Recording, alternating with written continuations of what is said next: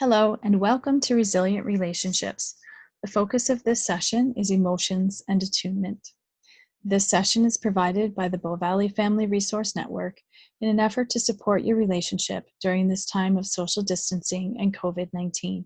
However, the topics we're discussing are relevant regardless of what's going on in the world. My name is Anthea Messier, and I'm a social worker and relationship counselor.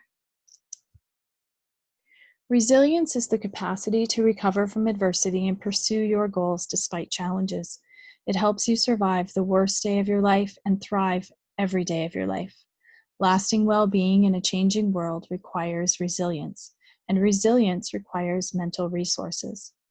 We can develop those mental resources and improve our resilience by practice and learning.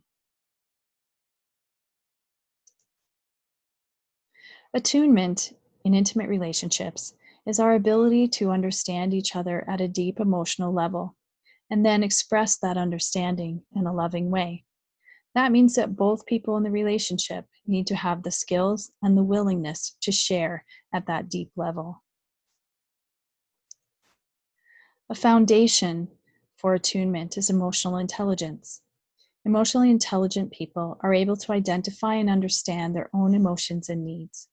They empathize with other people's emotions, respond to those emotions with appropriate behaviors, and they're able to compromise. When we're talking about responding with appropriate behaviors, we're talking about moving from an uncomfortable emotion to a more comfortable emotion and knowing which things are going to help that to happen. So for example, if I'm frightened or scared, I need to do something that's going to help me to feel more safe. If I'm lonely, I need to do something that helps me to feel connected and supported by other people. So knowing what your feelings are asking you to change or do is extremely important. The ability to compromise means that sometimes I'm able to put my emotions aside for other people and create a supportive space for them, but also that sometimes someone does that for me. All human beings are wired to have emotions. Regardless of where we are or how old we are, all of us feel these basic categories of emotions. If we do a brain scan, we can see the brain firing up in different places when someone is feeling these feelings. We also can do tests on body chemistry to see the changes that are going on from head to toe when we feel these different feelings. Emotions fall into two basic categories: comfortable or pleasant, uncomfortable or unpleasant. There are some that we want to have, some that we don't want to have. But they are all normal and healthy, an important piece of who we are as human beings. Emotions give us information about how we're experiencing something, what's going on in our thinking, if things are fitting our values and our beliefs, and if our needs are being met. They help us to identify when we're at risk and when we need to change things in our lives. All feelings are okay, and just some are more desirable than others. We're not trying to get a straight line when we're talking about our emotions, where we're stable and happy and calm all the time. What we want is to be in control of our behaviors, but to be able to feel our feelings. If you would like to build your emotional vocabulary, it's really simple to go online. There's lots of lists. There's emotion wheels, all kinds of tools that can help you to build that. And this is a great thing to work on with your children. If you're looking for ideas of what you can be doing while you're home alone with your kids and they're not doing schoolwork, try building their emotional vocabulary. You can do it by reading books and asking your children to identify what the characters are feeling based on what they see in the pictures and the facial expressions and body language, and also by what's happening in the story to anticipate what somebody might be feeling.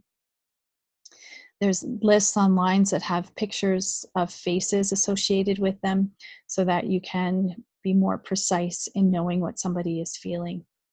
The more detail you have in your feeling word, the more descriptive it is, the better you are able to apply the right behaviors to try and change that feeling, to move it from where it is into something more comfortable. It's okay to feel the uncomfortable feelings, but of course we want to be moving through them. Emotions are temporary. They're meant as information.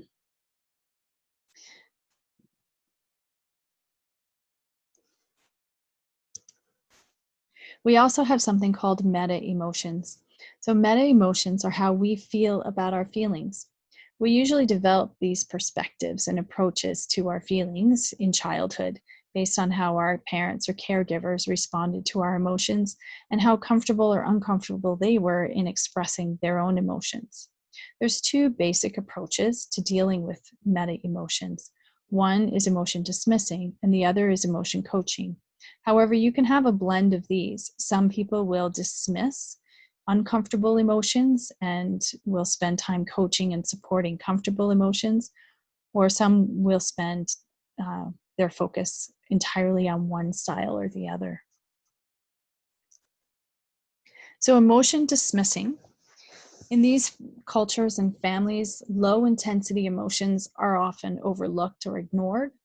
We don't comment if we see somebody looking unhappy or uncomfortable. We just hope that it's going to go away. Uncomfortable emotions are seen as toxic and to be avoided, ignored, or discouraged at all cost. Everyone should be able to change their emotions quickly, regardless of age or circumstances, and change them in a way that doesn't make anyone else uncomfortable. Punishment might be applied for particular emotions, particularly anger, even if there was no misbehavior to go along with it. Just being angry might be enough for a child to be in trouble. These families prefer everyone to be cheerful and often are just pretending that they're feeling cheerful and expect you to always focus on the positive. It is good to focus on the positive, but it's unrealistic to have that word always in there. The use of distractions, avoidance, ignoring of anything uncomfortable is how they get through difficult situations. Introspection is seen as a waste of time or even dangerous. And the use of a limited vocabulary for emotions. Don't express any detail. Don't tell us exactly what you need.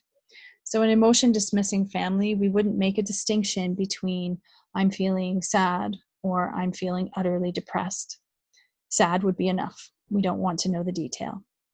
And the reason and cognition, you should be able to think your way out of everything. You should be able to control your emotions entirely by what you're thinking. Now, where it's true that we can shift our emotions by what we're thinking, it is also true that sometimes we just need to feel what we're feeling. Emotion dismissing families are not trying to be negative or unsupportive. It's actually intended to be supportive. The belief is that you can just be happy, act happy, and then everything will be okay. And in some situations, that might be true. But what we end up teaching children is that feeling those uncomfortable feelings is not okay. Where feeling them is, but then we need to move on. Emotion coaching families have a very different approach. They notice low intensity emotions and don't wait for a huge escalation. They're able to talk about, identify, and offer comfort for things that are not out of control yet. They see intense emotional moments as an opportunity for connection, to learn about each other, to learn about themselves. They're not impatient with uncomfortable emotions. They don't try and dismiss the person or tell them to go away. And sometimes we do that in adult relationships. I just really don't want to hear it. I don't care about what you're feeling. But in emotion coaching, we're comfortable with it, mostly because we're not trying to fix it. We don't feel a responsibility to make that emotion go away. We're trying to just be there with someone while they feel that feeling. Emotion coaching families often have an extensive emotional vocabulary. They've practiced lots of feeling words and they're able to apply descriptions to what they're feeling. They communicate understanding and empathy. Now, that's not necessarily agreement. Just because someone is feeling something and I get it doesn't mean that I would have felt the same thing in that situation. And it's okay for that to be different. And emotion coaching families notice when somebody needs support and they understand that all wishes and feelings are acceptable, but that not all behaviors are acceptable. We're not saying that there aren't any boundaries. When you're angry, you don't get to hit or scream or yell or be insulting. That's not acceptable.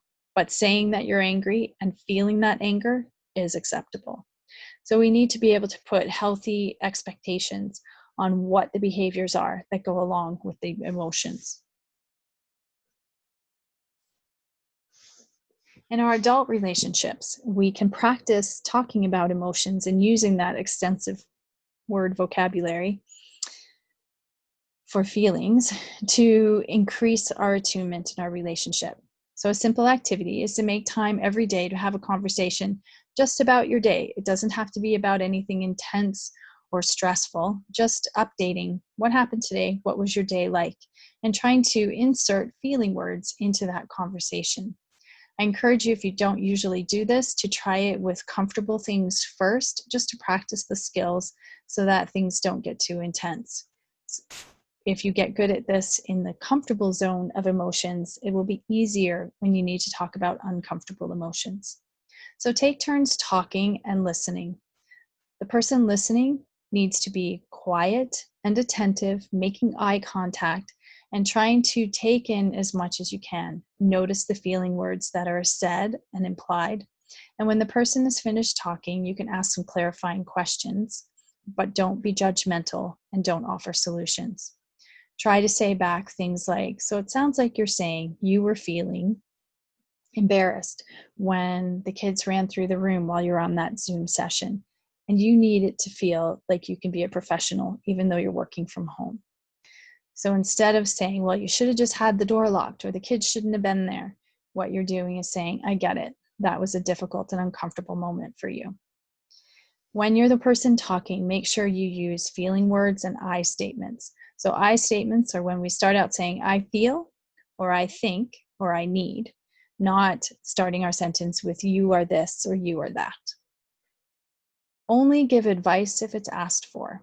We want to start out first with understanding, being able to tell the other person's story, almost like we're a reporter taking in the information and then sharing it. Check for understanding. Did I get it? Is there anything else? Are some really good questions. Only give advice if the other person asks for it. And if you feel like you really need to give that advice, ask permission first. So do you want to know what I would do? Do you know what I think you could do? And if the other person says, no, I've got this, then leave it to them. Expressing empathy and compassion doesn't mean that we are agreeing with the person, that we like what happened, or that we would feel that same way in that situation. All it's saying is, I get it, and I'm here with you. If you practice this every day on those positive things, it will be easier to manage uncomfortable emotions, but also to manage conflict in the relationship. Another tool that you can look into for building attunement in your relationship are the 5 love languages.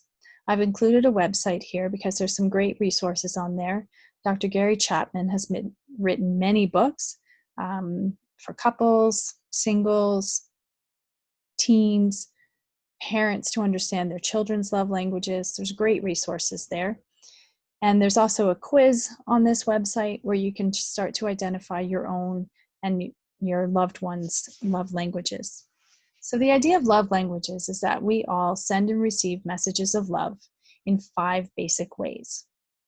None of these are better or worse than the other. They're not ranked according to inferior or superior. They just simply are how we send and receive messages of love. We sometimes have favorites. Most people will find that 1 or 2 of these are their preferred languages. Some people will find that they're pretty balanced in all 5. So that's why the quiz is helpful. But when we're trying to communicate love, we tend to do it in our own love language, the thing that works for us. But that doesn't mean that the people in our lives are speaking our love language, because they're speaking their own. In the beginning of intimate relationships, we look for the signs that someone is showing us love and affection, and we are able to receive all 5 of these pretty easily. Later in the relationship, we find it more difficult to receive the love languages that are not our favorites, and we find it more difficult to send them. So as your relationship grows over time, it's good to have a really nice idea of which love languages will work best so that you can be intentional and precise in making sure that you're creating that connection and that feeling of love and attunement with the people in your life. So words of affirmation are words that encourage, acknowledge, and build up your partner. It can be simple yet sincere compliments or words of appreciation.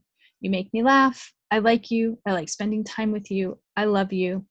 This afternoon, when I saw you playing with our son, it made me feel really happy, and I was so appreciative that you are his dad. Keep in mind when you make negative or insulting comments, when you express contempt or make disparaging comments, even if you're doing it with humor, this can be very damaging to somebody whose primary love language is words of affirmation.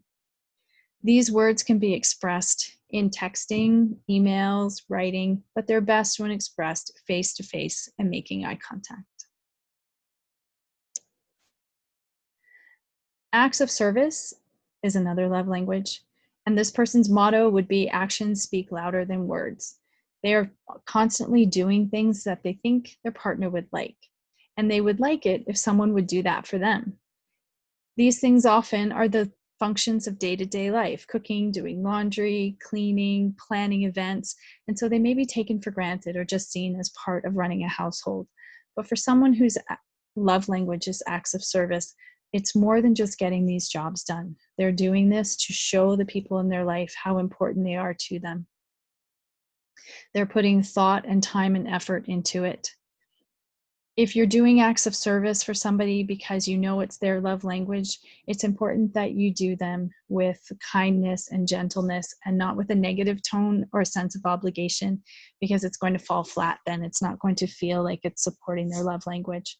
So day to day, there's things that just have to get done. But for some of us, that's more important than words of affirmation or the other love languages. So if you know that this is someone's love language, you can spend time acknowledging and appreciating what they're doing for you, and also make an effort to do more acts of service for them. Receiving gifts, this isn't about materialism. This is about feeling like somebody thought of you when they weren't with you, that they made you a priority and wanted to do something to make you feel special. It can be something as simple as picking up a favorite treat at the grocery store, something you may have bought anyway, but you get the thing that the other person likes because you like them. Or stopping with your kids and picking flowers on the way home, even if that means they're dandelions. It's being able to have something received into your hands or to give something to someone else. This is especially important on special occasions. This also often comes up in couples counseling at birthdays and special occasions like Mother's Day and Father's Day or anniversaries, that those get missed. The gifts don't have to be big. This isn't about spending money. It's about thoughtfulness. It could be something you create with your own hands or that you support your children in creating for the parent. But that receiving is part of what helps someone with this love language feel like they matter. Quality time is when we're spending time with our attention completely focused on the relationship and on the other person. Phones put away, TVs turned off, computers off, making eye contact, smiling, connecting. You decide, you define what quality means in your relationship. For some couples, that might be candles and a romantic dinner. For others, it might be an outdoor activity, a camping trip, a run, a ski, going rock climbing. We live in a place that gives us lots of opportunities for things that we can do together. This may include our children, our family, or our friends, but it's good to have a balance of times where the quality time is just the two of you. Thinking back to when you were first together and dating, where you couldn't wait to do things together, and making a list maybe of the things that make you feel happy. Is it playing cards? Is it board games? Maybe cooking a meal together, watching Netflix or a movie together, and making sure that the intention is there to pay attention to one another. It's not just about being in the same room. You can't call that quality time. It has to be something that both of you define as quality. When you cancel plans or you're not entirely present with somebody whose love language is quality time, it creates a lot of emptiness and doubt about the relationship. Physical touch is the final love language we're going to talk about, and it is, of course, consensual physical touch appropriate to the relationship. It includes holding hands, kissing, hugging, just a gentle touch on the back or the arm, but also includes sexual intimacy in adult relationships. This lack of touch can be very damaging, the person feeling disconnected and uncomfortable a lot of the time if this is their love language. Oftentimes when relationships are struggling, this is the love language that is gone first and returns last. So I encourage you, if you're struggling and your relationship is not doing so well right now and physical touch is completely absent, to have a conversation, if your love language is physical touch, about what you need. And you may need to be setting some boundaries and limits for what's going on in the rest of the relationship. So I'm comfortable with this, but I'm not comfortable with that. And as long as you can talk about it, you can start to bring physical touch back into a relationship if that's missing.